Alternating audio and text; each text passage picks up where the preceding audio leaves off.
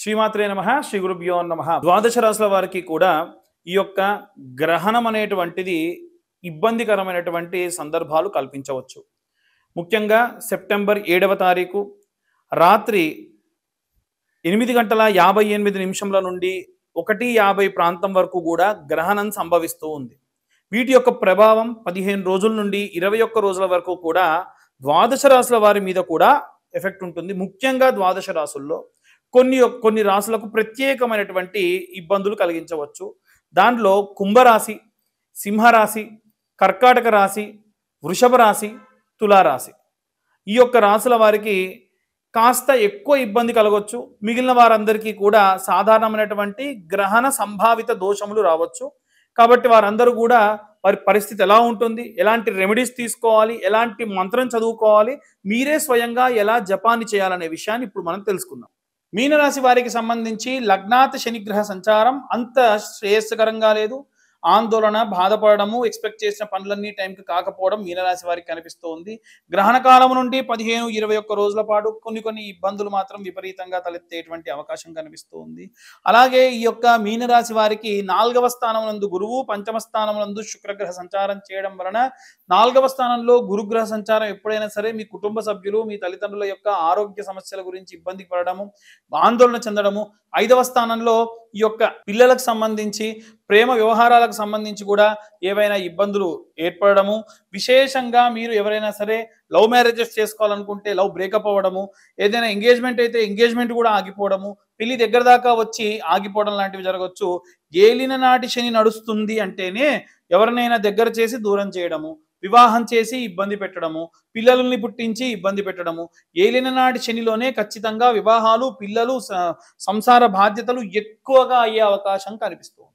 అయితే ఈ యొక్క రాశి వారికి 6వ స్థానమునందు శుక్రుడు, దాని వలన మీరు చేసేటువంటి పనులన్నీ కూడా టైం టు టైం చేయడము, కానీ ఇంట్లో 5వ స్థానంలో శుక్రగ్రహ సంచారం ఉండడం వలన కుటుంబ సభ్యులకు సంబంధించి, పిల్లలకు సంబంధించి ఏదైనా సరే ఆందోళన కలగడము, 6వ స్థానంలో బుధాదిత్య యోగము, కేతుగ్రహ సంచారం ఉండడం వలన మీరు టైం టు టైం అన్ని పనులు చేయడము, ఏవైనా సరే డిసిప్లిన్గా మీ పనులు మీరు చేసుకుంటూ వెళ్ళడము, మీ డైలీ లైఫ్లో ఎటువంటి మార్పులు లేకుండా ఉండడము, ఎన్ని బాధలు ఎన్ని కష్టాలు వచ్చినా మీ పని మీరు చేస్తూ మీ పనిని మీరు కొనసాగిస్తూ ఉండడం లాంటివి జరుగుతాయి. 7వ స్థానంలో కుజగ్రహ సంచారం వలన ఇంట్లో ఉన్నటువంటి మీ యొక్క భార్య ఆరోగ్య పరిస్థితి మాత్రం కాస్త మిమ్మల్ని ఆందోళన కలిగిస్తూ ఉంటుంది. ఇంతకు మునుపు కూడా ఇలాగే మనం రాశి ఫలాల్లో చెప్పాము. ఖచ్చితంగా నాకు తెలిసిన వారందరిలో కూడా ఇవి జరిగాయి కాబట్టి అశ్రద్ధ చేయకండి. వీలైనంత వరకు కూడా గ్రహణకాలం తర్వాతి రోజు శనగలు లేదా శనగపప్పు కేజీంబావు వరకు కూడా బ్రాహ్మణులకు దానం చేయండి. అలాగే వీటితో పాటుగా కేజీంబావు బియ్యము, కేజీంబావు మినపపప్పు లేదా మినప గుండ్లు మీరు బ్రాహ్మణులు ఎవరికైనా దానం చేయండి. విశేషమైనటువంటి సత్ఫలితాలు పొందవచ్చు. కొంతమంది అడిగేటువంటిది ఏమిటంటే కుటుంబ పెద్ద ఒకడు చేస్తే సరిపోతుందా అని అంటే, ఆర్థిక పరిస్థితి బాగాలేకుండా ఉంటే కుటుంబ పెద్ద ఒకళ్ళు చేసినా సరిపోతుంది. లేదండి మేము చేయగలం అనుకుంటే విడివిడిగా అందరూ ఎవరి జాతకం వారికి సంబంధించింది కాబట్టి వారి యొక్క కుటుంబీకులు, మీ కుటుంబ సభ్యులందరూ కూడా బ్రాహ్మణులకు దానం చేయొచ్చు. బ్రాహ్మణుడికి ఒక్కడికి దానం చేస్తే 100 మందికి భోజనం పెట్టిన దాంతో సమానం. కాబట్టి విశేషమైనటువంటి సత్ఫలితాలు మీరు పొందవచ్చు. ఇక గ్రహణకాలమునందు మీరందరూ ఎలాంటి మంత్రం చదవాలంటే నవగ్రహ మంత్రాలు కూడా కింద డిస్క్రిప్షన్లో ఇచ్చాము. అలాగే వీటితో పాటు మీరు ఈ తీర్థాన్ని తీసుకొని ఎలా పక్కన ప్లేట్లో వేసుకోవాలనేది మీకు చెప్పడం జరిగింది. అలాగే మీకు కింద డిస్క్రిప్షన్లో కూడా ఇచ్చాము. విశేషంగా అందరూ చదివే మంత్రం కూడా ఇచ్చాము.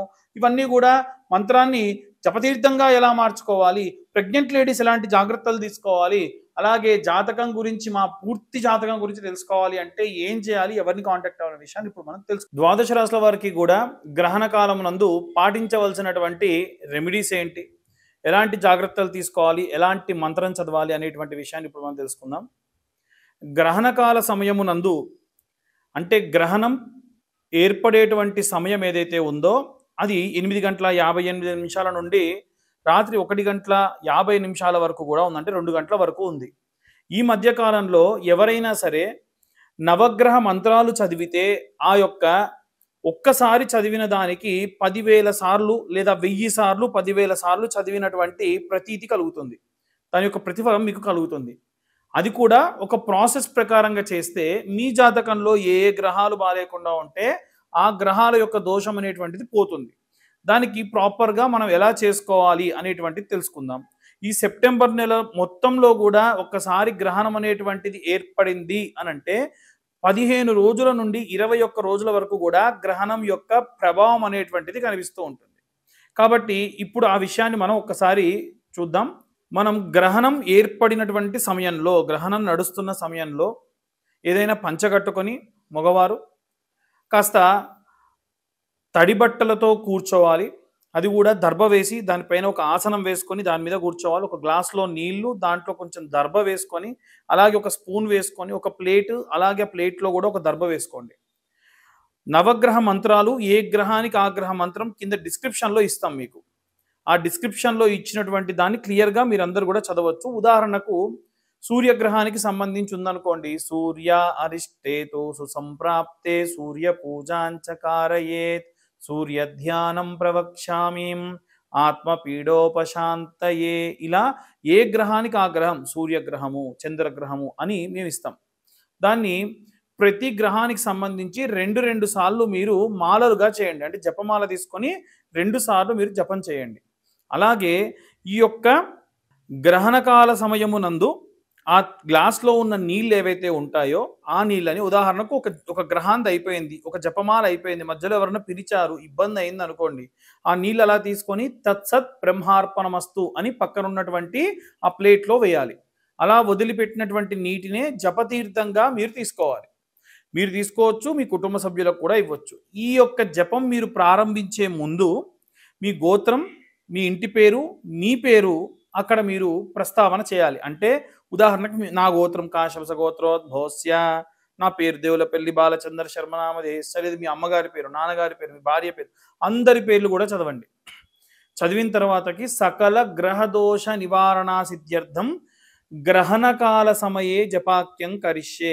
లేదు ఇలా చెప్పలేదు అనుకుంటే గ్రహణకాల సమయమునందు నా యొక్క గ్రహదోషములు పోవుటకు జపం ఆచరిస్తున్నా అని చెప్పి చేతిలో కొన్ని నీళ్లు పోసుకొని ప్లేట్లోకి వదిలిపెట్టండి. అంతే. దాని తర్వాతకి ఈ జపాన్ని ప్రారంభించండి. జపం ఖచ్చితంగా గుర్తుంచుకోండి. జపతీర్థం మీకు ఎలా రావాలనంటే ఆ గ్లాస్‌లో ఉన్నటువంటి స్పూన్‌ని తీసుకొని తత్సత్ బ్రహ్మార్పణమస్తు అని పక్కనున్న ప్లేట్‌లో వేయాలి. అలా వేసిందే జపతీర్థము. కాబట్టి ఇలా మీరందరూ కూడా ఈ యొక్క గ్రహణ కాల సమయమునందు జపాన్ని ఆచరించండి. అలాగే ప్రత్యేకంగా చంద్రగ్రహానికి సంబంధించినటువంటి ఈ యొక్క గ్రహణం కాబట్టి, రాహుగ్రస్త చంద్రగ్రహణం కాబట్టి ఇప్పుడు నేను చెప్పే మంత్రం లేదా ఓం నమః శివాయ అన్న మంత్రం, లేదా ఓం నమో భగవతే వాసుదేవాయ అన్న మంత్రం, లేదా ఓం శ్రీమాత్రే నమః అన్న మంత్రం. అంటే మేము ఆ మంత్రం చదవలేమనుకున్న వాళ్ళు ప్రత్యామ్నాయంగా ఈ మంత్రాలన్నీ చదవచ్చు. ఓం గం గణపతయే నమః అన్న మంత్రం. ఇవి చదవడం వల్ల కూడా ఒక్కసారి చదివితే కొన్ని వేల సార్లు చదివినటువంటి ప్రతిఫలం మీ యొక్క ఖాతాలో పడిపోతుంది. దాని వలన మీరు ఎక్కడికైనా వెళ్ళి జపం చేయించుకోవాల్సినటువంటి పని లేకుండా సంతోషంగా మీరు ఆచరించవచ్చు. కాబట్టి ఇప్పుడు ఆ యొక్క జపాన్ని ఎలా ఆచరించాలి అనేటువంటిది మనం తెలుసుకున్నాం. ఇక ప్రత్యేకంగా ఇంకొక మంత్రం చెప్తా అని చెప్పా కదా, చంద్రగ్రహానికి సంబంధించిన మంత్రం. అది ఏమిటంటే ఓం వం అమృతకరాయ అమృతం ప్లావయ ప్లావయ యజమానస్య మృత్యుర్నశ్యతు ఆయుర్వర్ధతాం నమోన్నమః అనేటువంటి మంత్రాన్ని, అంటే ఈ యొక్క అమృతకారకుడైనటువంటి చంద్రుడు మన యొక్క ఆయువును పెంచి ఏవైనా అపమృత్యు భయాలను తొలగించేటువంటి వాడు. కాబట్టి ఈ మంత్రాన్ని చదవండి. ఈ మంత్రం కూడా వీలైతే కింద డిస్క్రిప్షన్లో మేము మెన్షన్ చేసేటువంటి పని చేస్తాము. అందరూ కూడా మీకై మీరే చేసుకోవాల్సినటువంటి మంచి సత్సంకల్పంతో ఈ యొక్క నిర్ణయం తీసుకోవడం జరిగింది. ప్రెగ్నెంట్ లేడీస్ ఎవరైనా సరే ఉంటే దయచేసి మీరు పడుకునేటువంటి బెడ్ కింద దర్భ వేసుకోండి. అందరూ కూడా మీ ఇంటి డాబా పైన ఒక దర్భ వేయండి. ఓవర్ హెడ్ వాటర్ ట్యాంక్లో కూడా ఒక దర్భ వేసుకోండి. మీరు డ్రింకింగ్ వాటర్స్లో వేసుకోండి. చాలామంది అడిగే క్వశ్చన్ ఏమిటంటే ఫ్రిడ్జ్లో నిలువ పెట్టుకున్నటువంటి పదార్థములు ఉన్నాయండి, అప్పుడు ఎలా అంటే ఆ పదార్థాల పైన దర్భ వేయొచ్చు. మీరు ఓపెన్ చేసినటువంటి పదార్థములు ఉప్పులు పప్పులు అన్నిట్లో కూడా ఒక్కొక్క దర్భ పోచ వేసుకోండి. ఇలా చేయడం వలన ఈ గ్రహణకాల సమయమునందు ఉన్నటువంటి దోషములు ఆ పదార్థములకు తగలకుండా ఉంటాయి. ఎవరైనా సరే సాయంత్రం 7:50 లోపే మీరు ఖచ్చితంగా ఈ యొక్క భోజనాదులన్నీ కూడా పూర్తి చేసుకోవడం మంచిది. గర్భిణీ స్త్రీలు, ముసలివారు, చిన్న పిల్లలు ఆకలితో ఉంటారు కాబట్టి వారికి కావాలంటే కాచినటువంటి పాలలో, అలాగే నీళ్ళలో, అలాగే కొన్ని డ్రై ఫ్రూట్సో, బిస్కెట్లు ఇలాంటి వాటిల్లో దర్భ వేసి పెట్టుకోండి. అత్యవసర పరిస్థితుల్లోనే ఇవ్వండి. గర్భిణీ స్త్రీలు గోకకూడదు, ఇచ్చింగ్ చేయకూడదు అలాంటివి ఏమీ లేవండి. ఎందుకంటే గర్భిణీ స్త్రీలు ఎవరైతే ఉంటారో వారికి ఆల్రెడీ పుండేదైనా ఉంటే దాని మీద ఇచ్చింగ్ చేయొద్దు తప్ప నార్మల్‌గా ఇలాంటివి ఎటువంటివి కూడా లేవు. అలాగే మీరు ఎడమ వైపే తిరిగి పడుకోవాలి. వాష్‌రూమ్‌కొస్తే కూడా వెళ్ళకూడదు. ఇలాంటివి కూడా లేవు. మీరు చీకటి రూమ్‌లో ఉండే ప్రయత్నం చేయండి. ఫోన్ ఆన్ చేసుకోకుండా, రీల్స్ చూడకుండా ఉండండి. ఎందుకంటే దానివల్ల రేడియేషన్ అనేటువంటిది ఎఫెక్ట్ అనేది ఉంటుంది. మీ యొక్క గర్భిణీ స్త్రీలు ఎవరైతే ఉంటారో వారి రూమ్‌లో ఒక ఆవు నెయ్యితోని దీపం పెట్టుకోండి. ఆ దీపానికి ఒక గాజు పాత్రతో నింపి పెట్టుకోండి. దాని వలన దీపం నుంచి వచ్చినటువంటి వాయువు మీకు మంచి రక్షణ కలిగిస్తుంది. ఇలా చేయడం వల్ల సంతోషంగా అందరూ కూడా మీ యొక్క జాతక సంభావిత దోషములు పోగొట్టుకోవచ్చు. మేము ఇవన్నీ కూడా గోచార రీత్యా చెప్పేటువంటి విషయములు మాత్రమే. పూర్తిగా మీ జాతకం విశ్లేషణగా కావాలి అంటే మీ పేరు, date of birth, time, place కింద ఉన్న నెంబర్‌కి వాట్సాప్ చేయండి. కాల్ కంటే కూడా మీరు వాట్సాప్ చేయండి. దాని వలన ప్రత్యేకంగా మీరు ఏవైనా సరే విషయాలన్నీ కూడా తెలుసుకోవచ్చు. మీ జాతకం 60 నుండి 70 పేజీల్లో మీ దాకా అందిస్తాము. ఈ నెల మన ఎంకే టీవీలో ఎవరైతే జాతకం రూ. 2025 చెల్లించి చెప్పించుకుంటారో, ఈ జాతకం అంతా మీ దాకా అందివ్వాలంటే రూ. 2025 ఛార్జ్ చేయడం జరుగుతుంది. ఈ రూ. 2025 ఎవరైతే చెల్లించి జాతకం చెప్పించుకుంటారో వారికి ప్రత్యేకంగా ఈ యొక్క లక్ష్మీ కుబేర, లక్ష్మీ గణపతి లేదా లక్ష్మీదేవికి సంబంధించినటువంటి యంత్రాన్ని ఇవ్వడం జరుగుతుంది. అయితే ఈ యంత్రం విశేషత ఏమిటంటే మేము ఆల్రెడీ హోమంలో పెట్టినటువంటి యంత్రము. వీటితో పాటు ఈ యొక్క జ్వాలాముఖి మాల కూడా మీకు ఈ జాతకం చెప్పించుకున్న వాళ్ళకి కొరియర్ చేయడం జరుగుతుంది. జాతకానికి రూ. 2025 అవుతాయి. వాస్తవంగా వీటి ఛార్జ్ చేసి ఇవన్నీ సరిపోతాయి. జాతకానికి అసలు ఛార్జ్ లేదని అర్థం. కాకపోతే ఏంటంటే ఉన్నటువంటి రోజులు చాలా ఇబ్బందికరమైనటువంటి రోజులు ఉన్నాయి కాబట్టి ఎవరైతే ఈ యొక్క జాతకం చెప్పించుకుంటారో వారికి ఈ యొక్క కుబేర యంత్రము అలాగే ఈ యొక్క జ్వాలాముఖి మాల జాతకం చెప్పించుకున్న వాళ్ళకి ఇవ్వడం, కొరియర్ పంపించడం జరుగుతుంది. ఆసక్తి కలవారు కింద ఉన్న నెంబర్‌కి కాంటాక్ట్ చేయొచ్చు. సర్వే జనా సుఖినో భవంతు. స్వస్తి.